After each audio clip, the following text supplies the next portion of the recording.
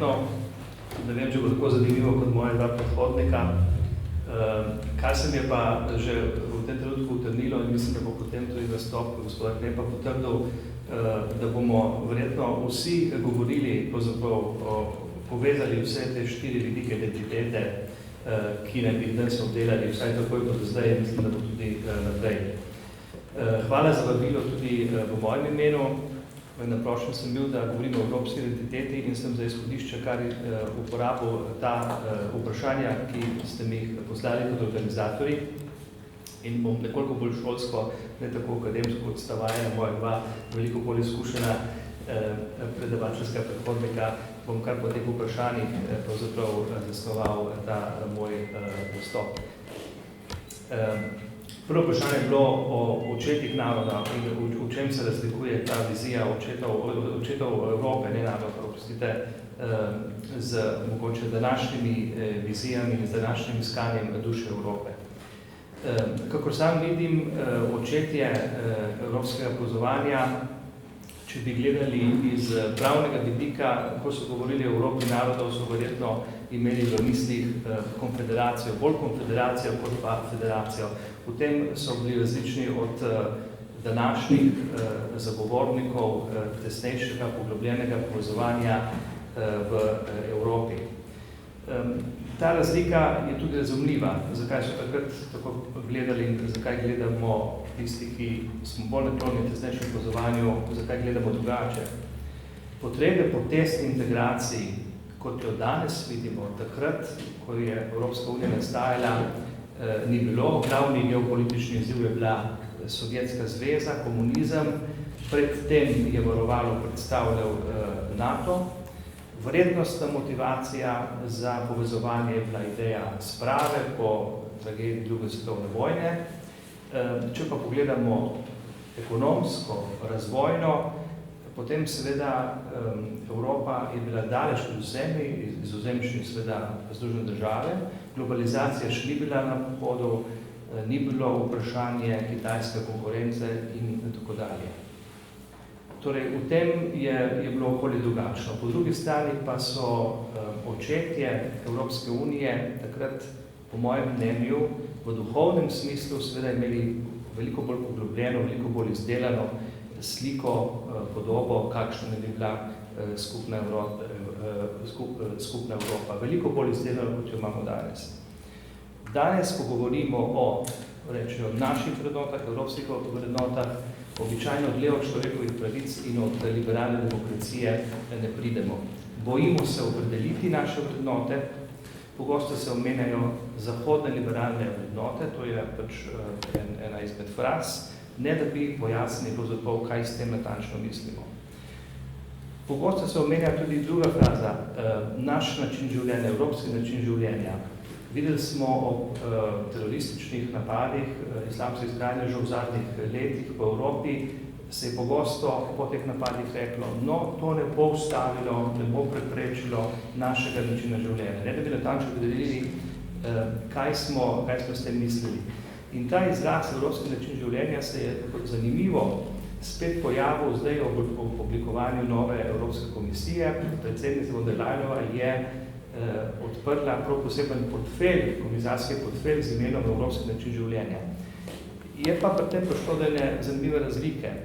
Medtem, ko je ista liberalna Evropa ob teh terorističnih napadih govorila o evropskem način življenja, ki jih ti napadi ne bodo vzeli, je zdaj ta fraza, ta izraz evropski način življenja postal z strani iste liberalne elite postal sumničav. Spraševali so, kaj zdaj to pomeni? Ali to pomeni neko vsiljevanje nekega življenjskega vzorca evropske javnosti? Torej, v današnji situaciji duša Evropa se nam izmika in izmika se nam vsaj iz dveh razlogov, po mojem mnenju. Prvič, zaradi agresivne sekularnosti in skrajne politične korektnosti, ki se izogibata omembi judovsko-krščanskih temeljev naše identitete, tudi humanistični temelji že bledijo. In drugič, na drugi strani, se nam duša Evropa izmika pa tudi zaradi populizmov in oživljanja nacionalizma. Drugo vprašanje, kaj opredeljuje evropsko identiteto? Seveda grško-judovsko-krščanska humanistična dediščina in v kontekstu sedanjih razprav se mi zdi zelo pomembno, da bi se trudili kreirati Evropo, ki ima zlasti te dve prvini poudarjeni, krščansko in humanistično. Zdaj, trenutno stanje duha v večjem delu Evrope žal ne gre v tej smeri. Sekularna Evropa, liberalna Evropa, ki ima tudi večino v evropskih institucijah, se boji te krščanske reference, se je otepa iz različnih razlogov, to smo videli pred leti v diskusiji o ustavi Evropske unije. Imamo nekatere države članice, malo številne države članice, ima model konzervativno ali pa poudarjeno konzervativno oblikovanega evropskega volilnega telesa, ki se pa hkrati boji in deloma seveda upravičeno pohoda agresivnega sekularizma, hkrati pa to konzervativno telo včasih hkrati odklanja tudi humanistične prvine. In tukaj bi upozoril zlasti na češkega katoliškega filozofa in teologa Tomaša Halika, ki poudarja prav to, povezati krščanstvo in humanizem v Evropi, to je prihodnost Evrope. Graditev evropske identitete ne bi smela biti prepuščena na ključju, ampak mora biti zavestna. Pravzaprav obnavljamo nekaj, kar je že bilo, nekaj, kar je že obstajalo, morda ni obstajalo zavestno, vendar moramo zdaj to zavestno na novo obnoviti.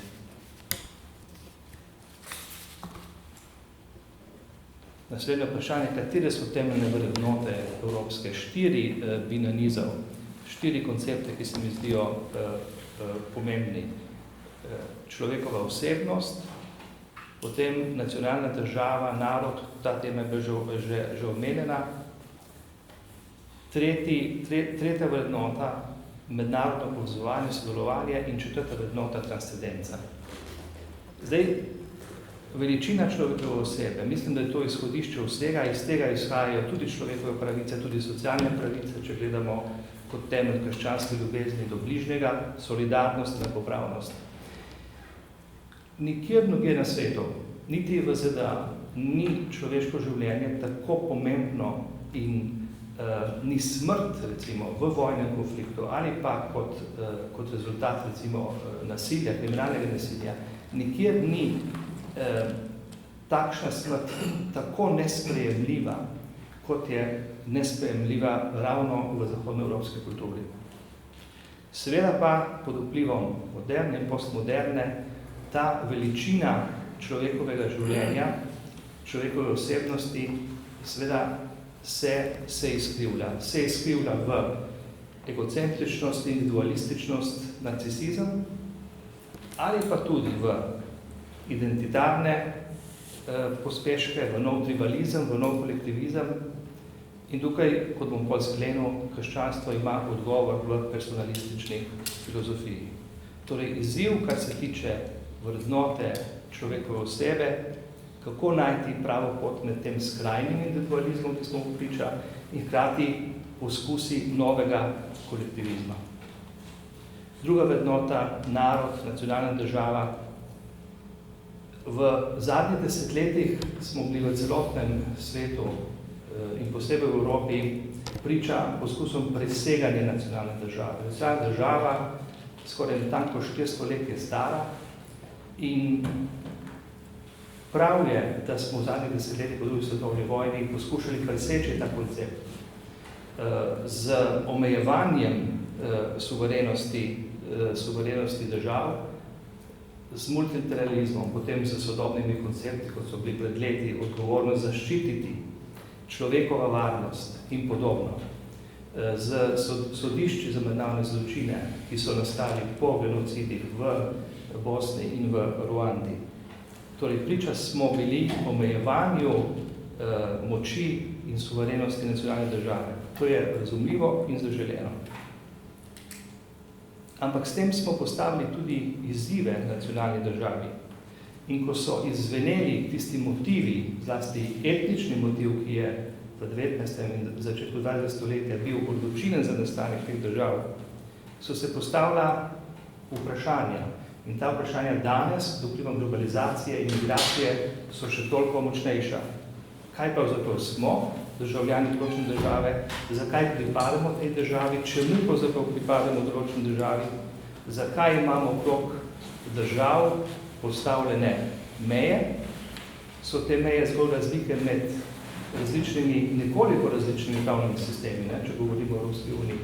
So to meje zgolj meje med uradnimi jeziki in, tako kot je že prej govoril dr. Maver, ne pozabimo, da so te države bolj ali manj v večini primerov meje nacionalizmov 19. in začetka 20. stoletja. In ta izziv držav, ki so fiksirane, te meje so fiksirane in prav so fiksirane, kajti spreminjanje meja je danes videti pojmovano kot vzrok za vojni konflikt. Ta fiksacija meja predstavlja zelo velik izziv danes za sodobne družbe. Kako znotraj teh meja vzdrževati socialno kohezijo, ki je nujna za funkcioniranje naših družb in tudi za našo osebno svobodo. Tretja vrednota, mednarodno povezovanje. Verjamemo v to, da moramo presegati lokalne, regionalne, nacionalne identitete, da smo bitja več identitet, da imamo večplastno identiteto, da pa se te posamezne identitete med seboj ne smejo izključevati, sicer imamo problem ali v sebi kot posamezniki, ali v narodu, ali pa v mednarodni skupnosti. In tukaj mi prihaja spet na misel krščanstvo in krščansko pojmovanje. Krščanstvo je vedno lokalno. Lokalna cerkev, cerkev v narodu, ampak hkrati, in to še posebej velja za katolištvo, je vedno tudi univerzalno.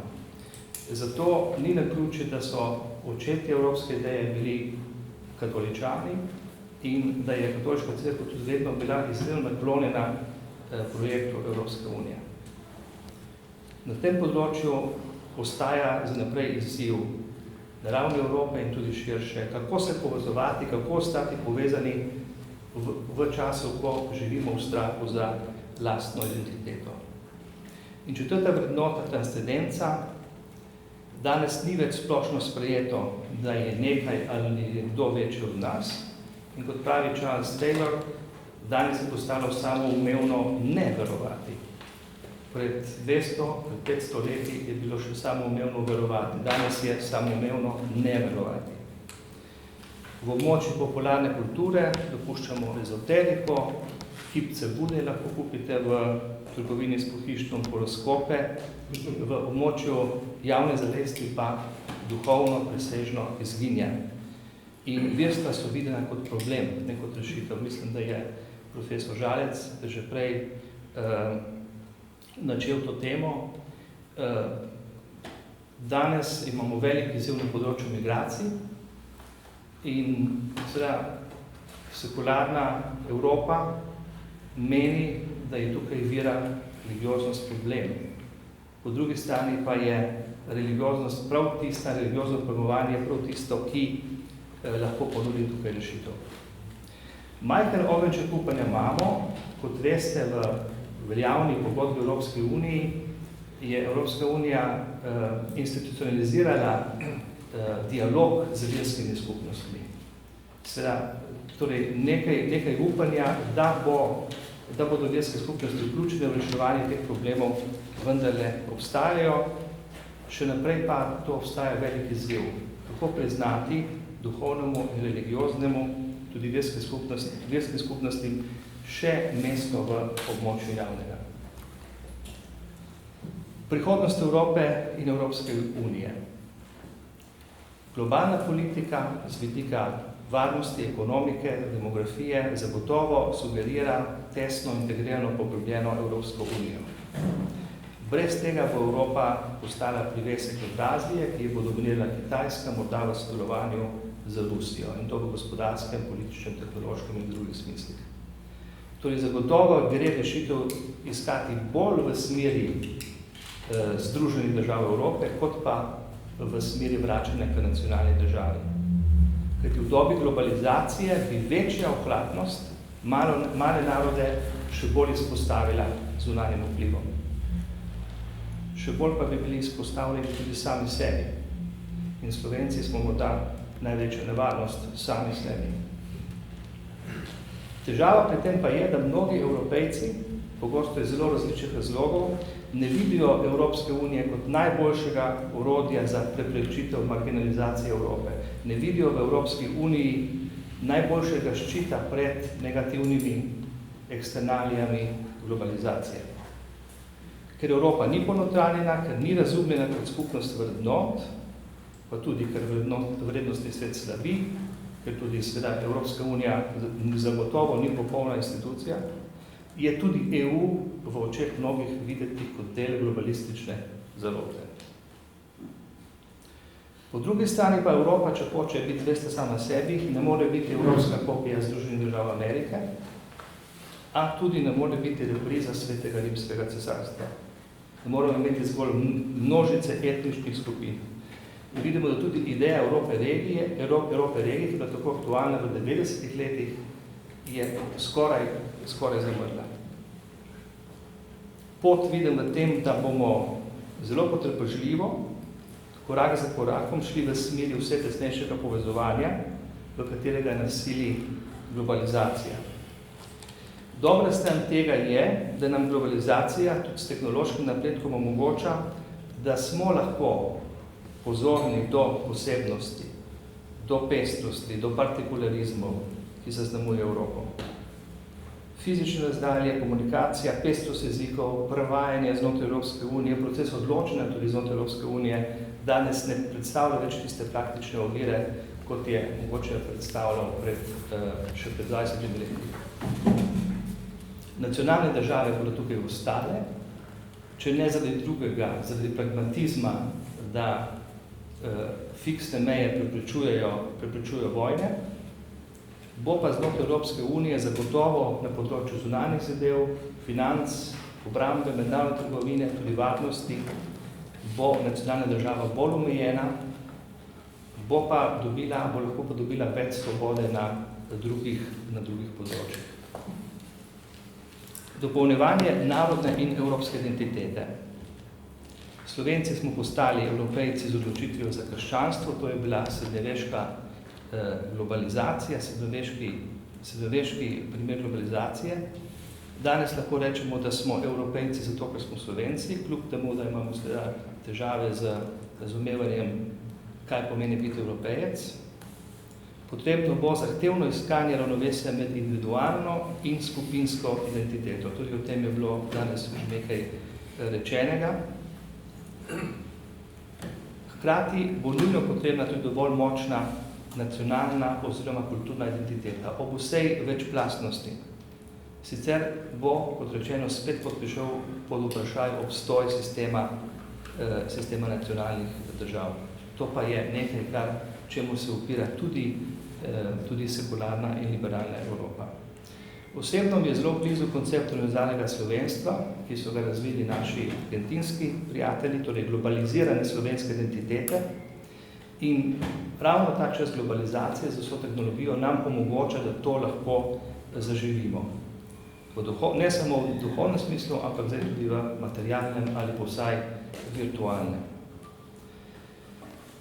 Dobra stvar tega univerzalnega koncepta slovenstva je, da včasih lahko ponudi človeku, tudi v osebnem smislu, neko duhovno zavetje, kadar ta okvir, ki ga predstavlja današnja Republika Slovenija s svojimi težavami in svojo nedokončano polpreteklostjo, lahko v tem konceptu univerzalnega slovenstva najdemo neko zavetje, podobno kot ga lahko najdemo tudi tako vsaj osebno doživljam, tudi v evropski identiteti, kadar ta naš konkreten slovenski okvir postane nekoliko preozek. Govor je bilo še o slovenski identiteti, mislim, da je potreba na novo definirati. Danes slovenske identitete ne ogrožajo na prvem mestu migracije ali pa globalizacija, ampak naša lastna nevednost in nespamet, zaradi katere se v iskanju izgubljene identitete zatekamo na vzhod in na Balkan. In dr. Maler je o tem že nekaj rekel in seveda se s tem zelo strinjam in vidimo na vsakem koraku tudi v popularni kulturi, kako se nam to dogaja. Kako poglobiti zavest Evropi kot sestavljanje kultur? Pot do tega ni v multikulturnosti, če jo pojmujemo zgolj kot neko puščavo multikultur, ampak pot do nove pestrosti, nove spoštovanja kultur seveda tudi ni v identitarnem topilnem loncu. V vsakem okolju je potrebna neka light kultura, sicer imamo uniformiranost in puščavo samo na drug način.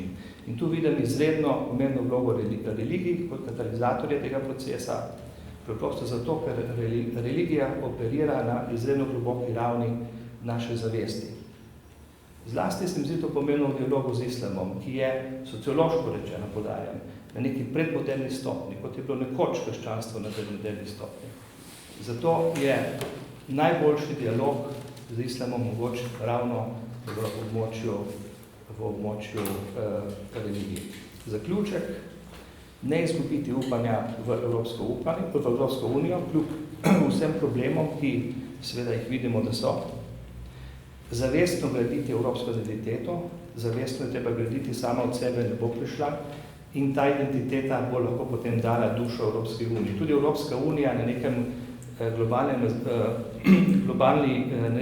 globi ravni razmišlja o tem, kako napolniti projekt Evropske unije z nečim, kar bi mu lahko rekli duša Evrope, ker sami vidijo s popolnoma preko marketinškega stališča, da tako rečem, stališča strateške komunikacije, da ne uspejo državljanom Evropske unije komunicirati tistih sporočil, ki bi jih želeli. Hkrati se moramo izogibati dvema čerema. Ena čer je seveda čer skrajne politične korektnosti in agresivnega sekularizma, druga čer pa je čer populizma in nacionalizma.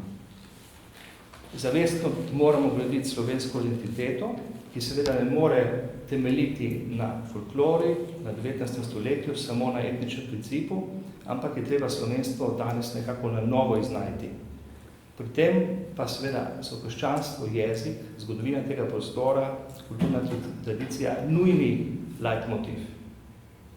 In krščanstvo s svojim personalizmom, z idejo inkulturacije in hkrati tudi z univerzalizmom, na to pogosto pozabljamo, je odlično pozicionirano, da reši dilemo identitete. Vsaj da delamo. Hvala.